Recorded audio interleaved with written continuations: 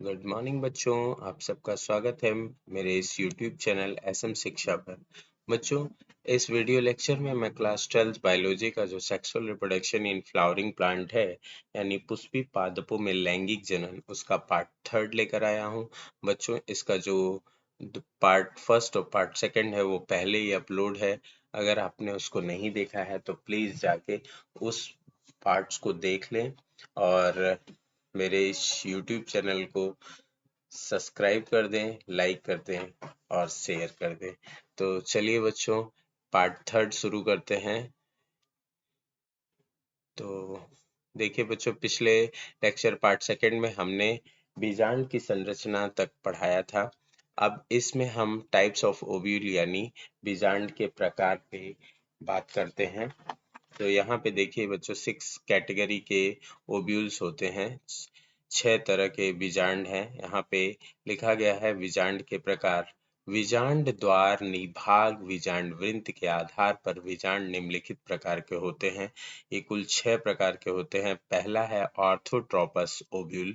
तो ये देखिए कुल 6 तरह के ओव्यूल यहाँ पे दिखाए गए हैं। ऑर्थोट्रोपस, एनाट्रोपस, हेमीट्रोपस, एम्फीट्रोपस, यहाँ पे देखिए एम्फीट्रोपस, और उसके बाद सर्सिनोट्रोपस है और कंपाइलोट्रोपस। तो एक एक करके हम डिस्कस करते हैं। पहला है ऑर्थोट्रोपस। यह सीधा होता है। इसमें बीजांड द्वार यानी माइक्रोपाइल, निभाग यानी चलाजा तथा बीजांड वृंत यानी फ्यूनिकल तीनों एक सीधी रेखा या एक लाइन में होते हैं। तो यहाँ पे आप देख लीजिए, ये है माइक्रोपाइल, ये है चलाजा और ये है फ्यूनिकल। ये तीनों एक सीधी रेखा में होते हैं। और यहाँ पे देखिए माइक्रोपाइल की तरफ जो है एग सेल होती है और उसके साथ 2 सहायक कोशिकाएं यानी सिनर्जिड्स होती हैं। और ये नीचे वाला जो होता है वो 3 कोशिकाएं जो होती है एंटीपोडल सेल्स होती हैं। तो ये है कुल ऑर्थोट्रोपस ओव्यूल। ठीक है, ये इसका बेस्ट एग्जांपल है साइकस। साइकस का ओव्यूल जो होता है वो ऑर्थोट्रोपस होता है। तो नेक्स्ट सेकंड देखते हैं, एनाट्रोपस। यह उल्टा होता है। फ्यूनिकिल यानी बीजांड वृंत के अधिक वृद्धि के कारण माइक्रोपाइल और फ्यूनिकिल यानी बीजांड वृंत के पास आ जाता है। इसका जो एग्जाम्पल है वो है सेम, चना और मटर। तो यहाँ पे आप देखिए ये मोस्ट कॉमन ओव्यूल टाइप है एनाट्रोपस। यहाँ पे देखिए ये जो फ्यूनिकिल है ये थोड़ा लंबा हो जाने के कारण ये जो माइक्रोपाइल जो ऊपर था, ये जो यहाँ पे देखिए ऑर्थोट्रोपस में ये घूम के ऐसे आ जाता है माइक्रोपाइल। ठीक है, और चलाजल एंड ऊपर चला जाता है। तो यहाँ पे देखिए ये ठीक ऑर्थोट्रोपस ओव्यूल का उल्टा होता है, मतलब। ठीक है, तो ये है एनाट्रोपस। लगभग 80% एंजियोस्पर्मिक प्लांट्स में ये एनाट्रोपस ओव्यूल मिलता है। तो नेक्स्ट कैटेगरी देखते हैं, हेमीट्रोपस ओव्यूल। हेमीट्रोपस इस प्रकार के बीजांड में माइक्रोपाइल निभाग एक सीधी रेखा में होते हैं तथा के बीजांड के मध्य में बीजांड वृंत समकोण पर जुड़ा होता है। यहाँ पे आप देखिए ये है हेमीट्रोपस ओव्यूल। हेमीट्रोपस जो होता है वो ऑर्थोट्रोपस और एनाट्रोपस के मध्य वाली संरचना है। ठीक है, यहाँ पे देखिए ये जो माइक्रोपाइल है, चलाजा है, ये दोनों एक सीधी रेखा में है और ये फ्यूनिकल से 90 अंश के कोण पे जुड़े रहते हैं। तो ये तीसरा और टाइप्स है ओव्यूल का। चौथा है कंपाइलोट्रोपस। इस प्रकार का बीजांड कुछ मुड़ा होता है और बीजांड द्वार तथा निभाग एक सीधी रेखा में न होकर बीजांड वृंत के समीप आ जाते हैं। तो हम यहाँ पे देखते हैं ये कंपाइलोट्रोपस है। यहाँ पे देखिए माइक्रोपाइल है, ये चलाजा है और ये फ्यूनिकिल है। ठीक है, ये यहाँ पे कोई भी एक सीधी रेखा में नहीं है। ठीक है ना। तो नेक्स्ट हम देखते हैं एम्फीट्रोपस। एम्फीट्रोपस की एक खास बात यह है कि इसका जो भ्रूण कोश है वो घोड़े की नाल के समान मुड़ जाता है। तो इसका एग्जाम्पल है संतरा, नींबू, नारंगी यानी ऑरेंज। ठीक है, तो यहाँ पे ये देखिए एम्फीट्रोपस, एम्फीट्रोपस में ये देखिए ये जो इसका भ्रूणकोश है ये कुछ मुड़ा हुआ होता है, घोड़े की नाल के समान ये मुड़ जाता है। यहाँ पे देखिए माइक्रोपाइल है, ये चलाजल एंड है, ठीक है, और ये फ्यूनिकल है, ठीक है। लेकिन इसका जो मेन पॉइंट है ये क्या है कि इसका जो भ्रूणकोश है वो घोड़े की नाल के समान मुड़ा होता है, ठीक है। नेक्स्ट देखते हैं, ये रहा एम्फीट्रोपस। और नेक्स्ट जो है वो है सर्सिनोट्रोपस। सर्सिनोट्रोपस इस प्रकार के बीजांड में बीजांड वृंत लंबा होकर बीजांड के चारों ओर, बीजांड को चारों ओर से घेरे रहता है। तो यहाँ पे आप देखिए ये है सर्सिनोट्रोपस। सर्सिनोट्रोपस आप देखिए कि ये जो फ्यूनिकल है वो इतना लंबा हो जाता है, ये जो बीजांड है ये इसको चारों तरफ से ऐसे घेर लेता है, ठीक है। तो ये है सर्सिनोट्रोपस ओव्यूल। ये हो गए कुल 6 तरह के ओव्यूल, ठीक है। नेक्स्ट टॉपिक हम देखते हैं गुरु बीजाणु जनन, मेगास्पोरोजेनेसिस। गुरु बीजाणु मात्र कोशिका से अर्धसूत्री विभाजन के उपरांत गुरु बीजाणु यानी मेगास्पोर्स बनने की प्रक्रिया गुरु बीजाणु जनन कहलाती है। तो यहाँ पे आप देखिए बीजांड सन यानी थैलेमस की सतह पर एक शंक्वाकार उभार बनता है। इस उभार में मेरिस्टेमेटिक कोशिकाएं होती हैं और ये कोशिकाएं वृद्धि कर न्यूसिलस यानी बीजांडकाय बनाती हैं। और इन्हीं न्यूसिलस में से एक कोशिका जो होती है, ये देखिए न्यूसिलस की एक कोशिका जिसको हाइपोडर्मल सेल्स कहते हैं, ये कुछ वृद्धि करके प्राइमरी आर्किस्पोरियल सेल्स यानी प्रपशु कोशिकाएं बनाती हैं और वो फिर डिवाइड होके दो कोशिका बनाती है। पहली कोशिका है primary parietal cell. Primary parietal cell से पेराइटल टिश्यूज यानी भित्तीय ऊतकों का जो इंटेगुमेंट्स होता है ओव्यूल का, आउटर इंटेगुमेंट और इनर इंटेगुमेंट्स, इसका निर्माण होता है। और जो प्राइमरी स्पोरोजिनस सेल्स होती है ये आगे चल के एमएमसी यानी मेगा स्पोर्स मदर सेल्स बन जाती है। और मेगा स्पोर्स मदर सेल्स में मियोसिस होती है। बच्चों यहाँ तक मियोसिस कहीं नहीं होती है, लेकिन मेगा स्पोर्स मदर सेल्स में जो है वो मियोसिस है। यानी मेगा स्पोर्स मदर सेल्स जो है वो 2n है, डिप्लॉयड है, लेकिन मियोसिस होने के बाद वो हैप्लॉयड यानी 4 मेगा स्पोर्स बनाती है। अब यहाँ पे क्वेश्चंस आपसे हैप्लॉयड और डिप्लॉयड कोशिकाओं पे पूछा जा सकता है, ठीक है। तो यहाँ पे देखिए जो ये 4 हैप्लॉयड मेगा स्पोर्स बनते हैं उसमें से 3 मेगा स्पोर्स जो होते हैं वो डिजेनरेट हो जाते हैं, समाप्त हो जाते हैं, और एक मेगा स्पोर्स जो होता है वो सक्रिय हो जाता है। और फिर उसमें माइटोसिस यानी समसूत्री विभाजन के द्वारा कई सारे न्यूक्लियस बनते हैं और वो क्या बनाते हैं, एम्ब्रियो सैक का निर्माण करते हैं। तो आगे हम लोग देखेंगे एम्ब्रियो सैक यानी भ्रूण कोश, जिसे मादा युग्मकोद्भिद भी कहते हैं, इसका निर्माण कैसे होता है। तो चलिए नेक्स्ट टॉपिक पे चलते हैं। मादा युग्मकोद्भिद या भ्रूणकोश या जिसको फीमेल गैमेटोफाइट या एम्ब्रियो सैक्स कहते हैं, इसका निर्माण कैसे होता है।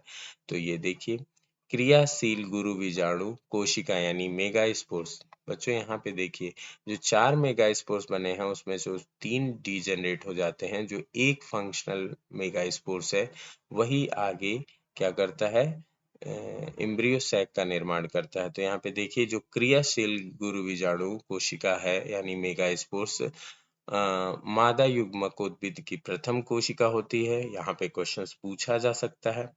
जो एमएमसी यानी मेगा स्पोर्स मदर सेल्स के अर्धसूत्री विभाजन द्वारा बनती है।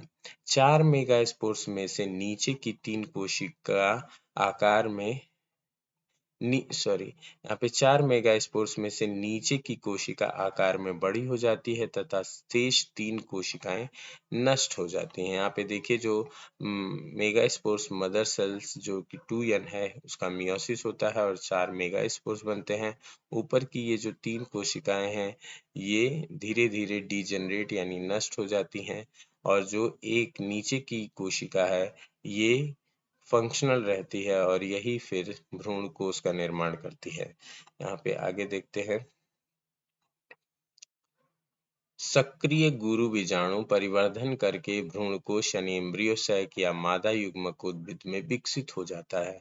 समसूत्री विभाजन में देखिए, अब ये जो एक कोशिका है इसका समसूत्री विभाजन होगा तो इससे 2, फिर 4 और फिर 8 केंद्रक बनते हैं। तो यहाँ पे देखिए 2 संतति केंद्रक बनते हैं, दोनों विपरीत ध्रुवों पर जाते हैं और प्रत्येक से 4 केंद्रक अर्थात कुल प्रत्येक से 4 बनेगा तो कुल 2 हैं, तो कुल कितने बनेंगे? 8 केंद्रक बन जाते हैं और प्रत्येक ध्रुव से एक एक केंद्रक समेकित होकर द्वितीयक केंद्रक बनाता है।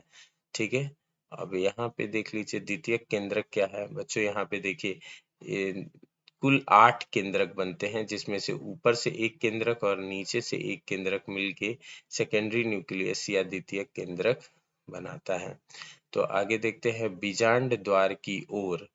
देखिए, हमने अभी थोड़ी देर पहले ओव्यूल्स देखा था, तो जो उसमें बीजांड द्वार है यानी माइक्रोपाइल की तरफ जो 3 कोशिकाएं होती हैं उसकी बात करना है। तो 3 केंद्रक कोशिका भित्ति से घिर जाते हैं और अंड समुच्चय बनाते हैं यानी एग एपरेटस बनाते हैं, जिसमें अंड कोशिका और 2 सहायक कोशिकाएं होती हैं। बच्चों ये देखिए, ये एम्ब्रियो सेक्स का निचला पार्ट है। इसमें यहाँ पे देखिए कि बीच में एग सेल्स होती हैं और 2 किनारों पे ये सिनर्जिड यानी सहायक कोशिकाएं होती हैं और ये तीनों मिलके अंड समुच्चय बनाती हैं। तो यहाँ पे भी आपसे क्वेश्चन पूछा जा सकता है और इनके नीचे ये फिलीफॉर्म एपरेटस होता है और ये तीनों कोशिकाएं माइक्रोपाइल यानी बीजांड द्वार की तरफ होती हैं। ठीक है, और इसके विपरीत सिरे यानी चैलेजल एंड निभाग की तरफ क्या होता है, तो 3 कोशिकाएं होती हैं जो प्रतिमुख यानी एंटीपोडल सेल्स बनाती हैं। तो यहाँ पे लिखा है कि निभाग वाले सिरे पर 3 प्रतिमुख कोशिकाएं यानी एंटीपोडल सेल्स होती हैं।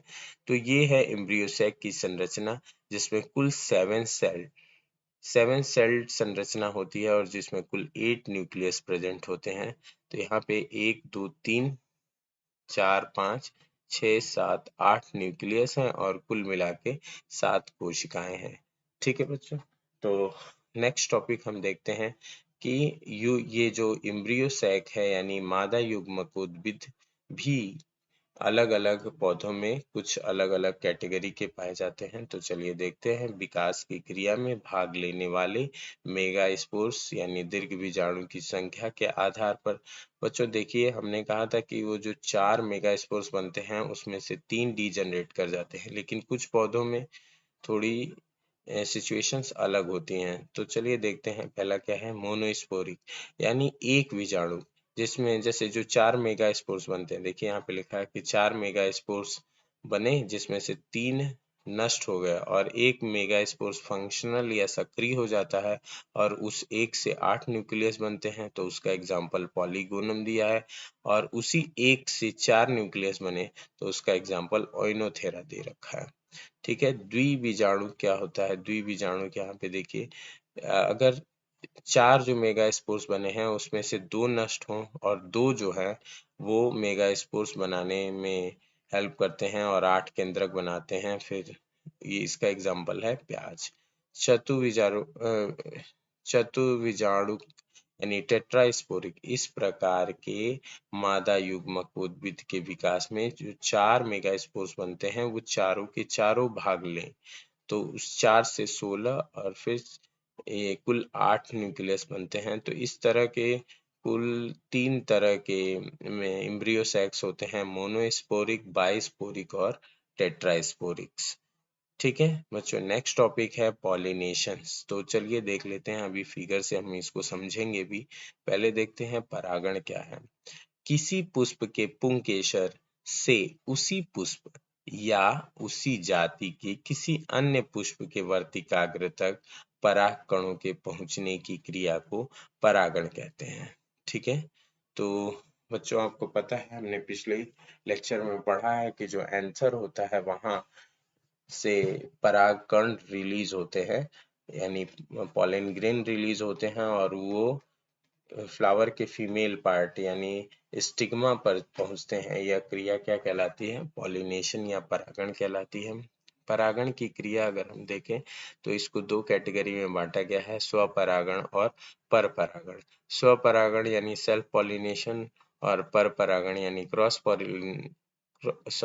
पॉलिनेशन। तो यहाँ पे देखिए सेल्फ पॉलिनेशन को पुनः दो कैटेगरीज में डिवाइड किया गया है। एक को कहा जाता है ऑटोगैमी, दूसरा है जिटोनोगैमी, और ये क्रॉस पॉलिनेशन को जीनोगैमी कहा जाता है।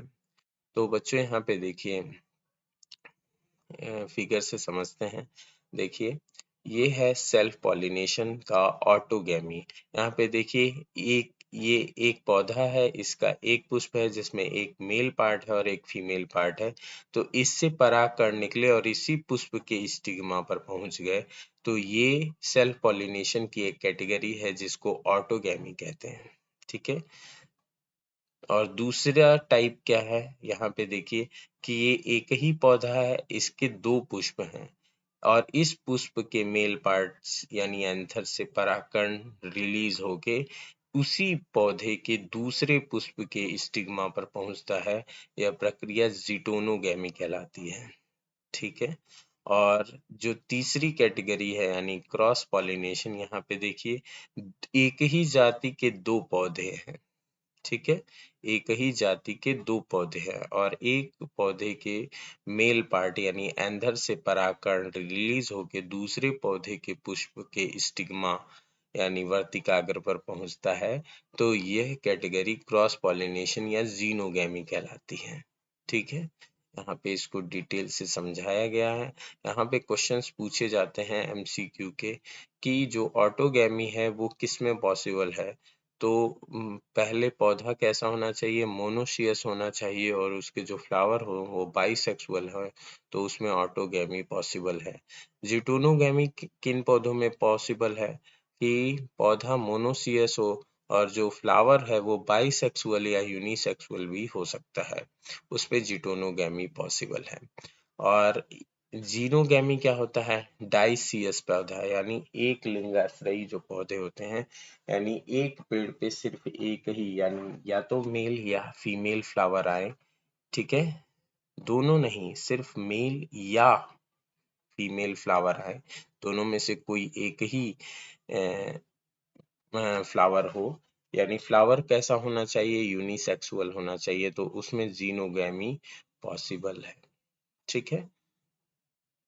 चलिए पुष्पों के स्रोत के आधार पे हम देखते हैं। तो पुष्पों के स्रोत के आधार पे पॉलिनेशन को फिर से सेल्फ पॉलिनेशन और क्रॉस पॉलिनेशन में डिवाइड किया गया है। सेल्फ पॉलिनेशन को ऑटोगैमी कहते हैं और क्रॉस पॉलिनेशन को यहाँ पे एलोगैमी कहते हैं।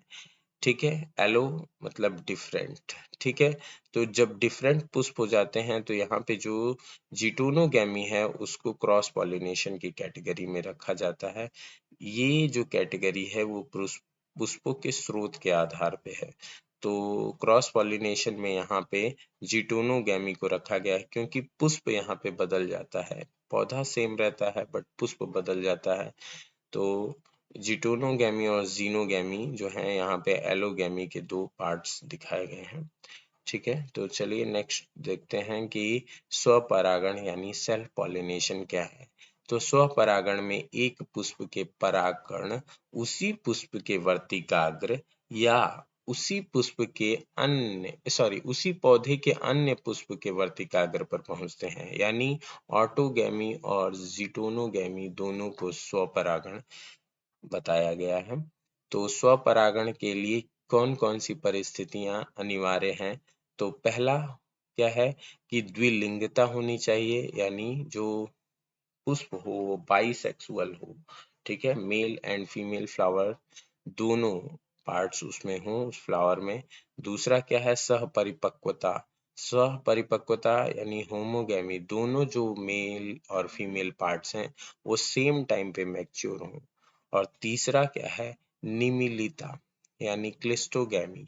क्लिस्टोगैमी क्या है कि अगर किसी फ्लावर के मेल और फीमेल पार्ट्स को उसका करोला यानी जो पेटल्स है वो कवर कर ले, यानी वो फ्लावर एक तरह से क्लोज हो जाए, तो उसमें स्वपरागण देखने को मिलता है। इसका एग्जाम्पल कनकौवा यानी कॉमेलिना बेंगालेंसिस, गुलमेहंदी, वायला वायोला और मूंगफली जिसको एरेकिस और ऑक्जेलिस यानी खट्टी बूटी, ये इन सभी में स्वपरागण, ये क्लिस्टोगैमी के उदाहरण हैं और ये 3 अनुकूलता होने पे स्वपरागण संभव होता है। ठीक है, स्वपरागण के लाभ क्या हैं और स्वपरागण की हानियां, ये क्वेश्चंस पूछा जाता है बच्चों। परागण से रिलेटेड ये मोस्ट इम्पोर्टेंट क्वेश्चंस हैं। परागण, उसके प्रकार और उसके लाभ और हानियों का पूरा एक लंबा क्वेश्चन आता है। तो चलिए देख लेते हैं स्वपरागण के लाभ। पहला है, स्वपरागण के लिए दूसरे पुष्प पर निर्भर नहीं रहना पड़ता। दूसरा, अधिक परागकणों की आवश्यकता नहीं पड़ती है। तीसरा है, कीटों या किसी अन्य साधन की आवश्यकता नहीं होती है। चौथा है, परागकणों से बने बीज शुद्ध नस्ल के होते हैं। ठीक है, स्वपरागण से कुछ हानियां भी हैं। स्वपरागण से उत्पन्न बीज से बने पौधे कमजोर होते हैं। बच्चों, सर्वाइबिलिटी के लिए बहुत जरूरी होती है विविधता, और स्वपरागण में जो विविधता होती है वो बहुत कम होती है।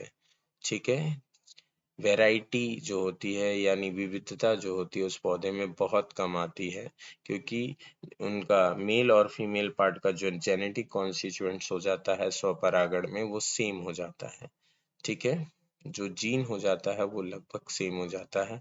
उत्पादन में कमी आ जाती है। बीजों का आकार छोटा व हल्के हो जाते हैं। चौथा है, बीज शीघ्र नहीं पकते हैं। पांचवा है, रोग प्रतिरोधक क्षमता कम हो जाती है। ठीक है, तो स्वपरागण के कुछ लाभ हैं तो कुछ हानियां भी हैं। ठीक है, नेक्स्ट देखते हैं पर परागण यानी क्रॉस पॉलिनेशन, जिसको हम एलोगैमी भी कहते हैं। पर परागण में एक पुष्प के परागकण उसी जाति के दूसरे पौधे के पुष्प के वर्तिकाग्र पर पहुंचते हैं। यह प्रक्रिया क्या कहलाती है? क्रॉस पॉलिनेशन या पर परागण। डायोसियस पौधे में केवल पर परागण संभव होता है। डायोसियस पौधा क्या होता है? जो एक लिंगाश्रयी, ऐसे पौधे जिसपे सिर्फ एक ही पुष्प यानी मेल या फीमेल पुष्प हो या फ्लावर हो, ऐसे पौधों को डायोसियस या एक लिंगाश्रयी कहते हैं। ठीक है, तो चलिए आगे देखते हैं अनुकूलता, यूनिसेक्सुअलिटी। ठीक है, एक लिंगता हो। ठीक है, नेक्स्ट क्या है? सेल्फ स्टेरिलिटी यानी इनकम्पेटिबिलिटी यानी स्वबंधता। ठीक है, और डाइकोगैमी, हर हेट्रोमॉर्फिज्म और हर्कोगैमी। बच्चों, इन सबको हम अलग से डिस्कस कर सकते हैं। तो चलिए देखते हैं यूनिसेक्सुअलिटी क्या है, कि अगर एक पौधे में जो फ्लावर्स हैं वो मोनोसेक्सुअल, एक ही सेक्स उस पर प्रेजेंट हो, तो ऐसे पौधे में हमको पर परागण देखने को मिलता है। दूसरा क्या है? सेल्फ स्टेरिलिटी, अगर फ्लावर बाईसेक्सुअल भी है तो उसी का जो एन परागकण है उससे फर्टिलाइजेशन संभव ना हो। ठीक है, नेक्स्ट जो है वो डाइकोगैमी यानी पृथकता क्या है? तो देख लीजिए, कुछ द्विलिंगी पुष्पों में नर व मादा जनन अंगों के परिपक्वन का समय अलग अलग होता है। जैसे तो इसमें स्वपरागण संभव नहीं होता है। नेक्स्ट हम देखते हैं हेट्रोमॉर्फिज्म यानी विषम रूपता क्या है? तो कुछ पौधों में परागकण तथा वर्तिकाग्र की स्थिति के आधार पे दो प्रकार के पुष्प होते हैं। जैसे अगर मान के चलिए कि पुष्प में जो मेल और फीमेल की जो लंबाई या ऊंचाई है, पुंकेसर की लंबाई अधिक हो जाए या वर्तिकाग्र की लंबाई अधिक हो जाए, तो इस तरह विषम रूपता आती है और उसमें स्वपरागण संभव नहीं होता है, उसमें सिर्फ पर परागण ही हो सकता है। हर्कोगैमी क्या होती है? अनात्म परागणता। अनात्म परागणता क्या है? जब पुष्प में वर्तिकाग्र लंबी वर्तिका के कारण ऊंचाई पर होता है और पुतंतु छोटा हो और पराग जिसके कारण पराग कोष काफी नीचे हो जाए, और स्वपरागण संभव ना हो तो इसको अनात्म परागणता यानी हर्कोगैमी कहते हैं। ठीक है, तो परागण पर परागण के क्या लाभ हैं और पर परागण की क्या हानियां हैं ये भी देख लेते हैं। अच्छी स्वास्थ्य संतति की प्राप्ति होती है, नई किस्मों का उत्पादन होता है, हानिकारक गुणों को पृथक करना संभव है, संतति में जीवन संघर्ष की क्षमता अधिक होती है। जो नया प्लांट्स पर परागण से बनता है उसमें चेंजेस यानी विविधताएं बहुत होती हैं। ठीक है, जिसकी वजह से उसमें जो जीवन संघर्ष की क्षमता है वो स्वपरागण से उत्पन्न पौधे के कंपैरिजन में ज्यादा होती है। पर परागण से हानियां क्या हैं? तो कारक की आवश्यकता होती है, अगर वो एजेंट्स नहीं मिले तो पर परागण संभव नहीं होता है, यानी फूल को किसी दूसरे एजेंट पे ही डिपेंड रहना पड़ता है परागण की क्रिया के लिए। पर परागण बहुत अधिक परागकण बहुत अधिक मात्रा में बनाने पड़ते हैं। ठीक है, तो ये कुछ हानियां हैं पर परागण से।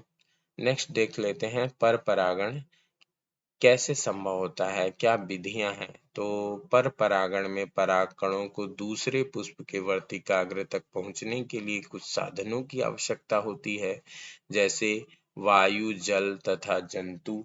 ठीक है, तो हम लोग ये जो टाइप्स ऑफ क्रॉस पॉलिनेशन है इसको देख लेते हैं। वायु परागण यानी एनिमोफिली, वायु द्वारा होने वाले पर परागण को वायु परागण या एनिमोफिली कहते हैं, तथा पुष्प की वायु और ऐसे पुष्प जिसमें वायु परागण हो तो उसको वायु परागित पुष्प कहते हैं। वायु परागित पुष्प छोटे आकर्षक रहित मकरंद विहीन होते हैं। ठीक है, मतलब इनको ये बहुत अट्रैक्टिव नहीं होते हैं, इसमें कोई मकरंद नहीं होता है जिससे कीट इनकी तरफ आकर्षित हों। ठीक है, ये बहुत छोटे होते हैं और पराग कण छोटे, शुष्क व हल्के होते हैं। और वायु परागित पुष्पों में जो पराग कण होते हैं वो प्रचुर मात्रा में यानी बहुत अधिक मात्रा में उत्पन्न होते हैं। एग्जाम्पल के लिए आप देख सकते हैं कि मक्के में जो वायु परागण होता है, मक्के के पौधे में जो मेल फ्लावर होता है वो ऊपर की तरफ होता है और फीमेल फ्लावर नीचे की तरफ होता है। ठीक है, और जो मक्के यानी जो जिसको हम लोग भुट्टा कह लें या फिर तो उसमें आप देखते हैं कि जो उसका स्टिग्मा या स्टाइल है वो काफी मॉडिफाइड या सबसे लंबा होता है। ठीक, नेक्स्ट देखते हैं जल परागण यानी हाइड्रोफिली। हाइड्रोफिली क्या है? जल परागण केवल जलीय पौधों में मिलता है। तो यहाँ पे देख लीजिए हाइड्रोफिली सॉरी हाइपोहाइड्रोफिली, ये दो तरह का होता है। जल परागण दो तरह का होता है। हाइपोहाइड्रोफिली, इसमें जल परागण जल के भीतर होता है।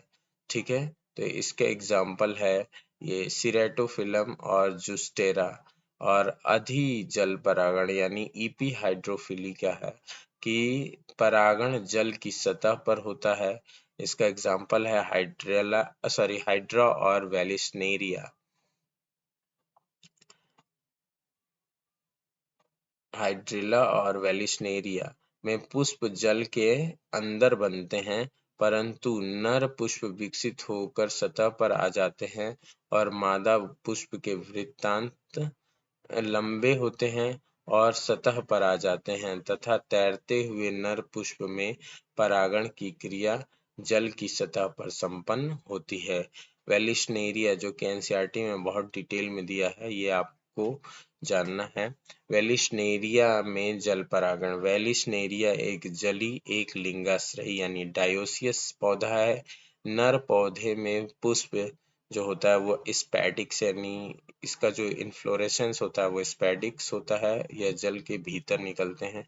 तो बच्चों एनसीईआरटी में ये बहुत डिटेल में दिया है, इससे क्वेश्चंस बन सकते हैं। आगे देखते हैं, यहाँ पे देखिए पॉलिनेशन जो होता है वो दो प्रकार का है, सेल्फ पॉलिनेशन और क्रॉस पॉलिनेशन। तो इसमें जो सेल्फ पॉलिनेशन है वो ऑटोगैमी, जिटोनोगैमी और जो क्रॉस पॉलिनेशन है इसको जीनोगैमी कहते हैं। और इसमें जो एजेंट होते हैं, क्रॉस पॉलिनेशंस में एजेंट्स की ज़रूरत पड़ती है, तो ये एजेंट्स जो होते हैं वो एबायोटिक भी हो सकते हैं और बायोटिक भी हो सकते हैं। तो जो एबायोटिक हैं उसमें हम एनिमोफिली यानी वायु परागण और हाइड्रोफिली यानी जल परागण को रखते हैं।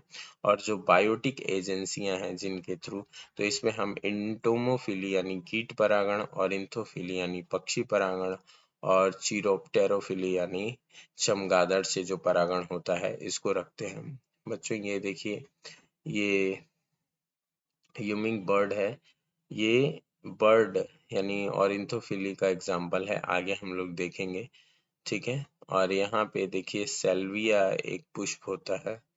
ठीक है, इसमें इंटोमोफिली को दिखाया गया है। इसमें एक बहुत अच्छी टेक्निक या मैकेनिज्म होता है जिससे देखिए आगे हम लोग डिस्कस करते जाएंगे।